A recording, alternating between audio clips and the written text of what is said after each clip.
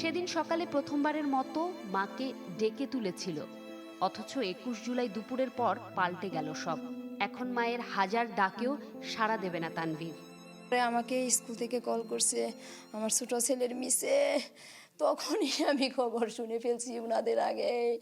তখনই বলছে আপনার আত্মীয় স্বজন ঢাকা মেডিকেলে পাঠান, আপনাকে কি দিয়ে সান্ত্বনা দিব আমরা। তখনই আমার বোঝা শেষ। এইটুকু যখন বলছে মিসে আমাকে, তখনই আমি বুঝতে পারছি আমার ছেলে আর নাই।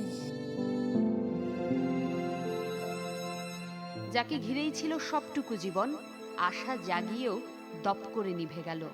জীবন এখন বেঁচে থেকেও বেঁচে না থাকার মতোই।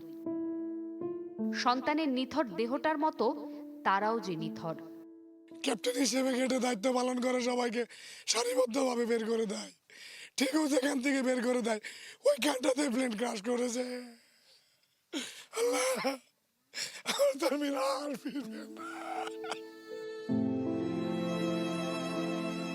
এই উঠোনেই বসতো উৎসব ঘিরে আনন্দ, সেই উঠোনেই আজ শোকের বিলাপ। যাদের সবার শূন্য বুক জুড়ে শুধুই প্রার্থনা, বুকটা যেন এভাবে শূন্য না হয় আর কারো।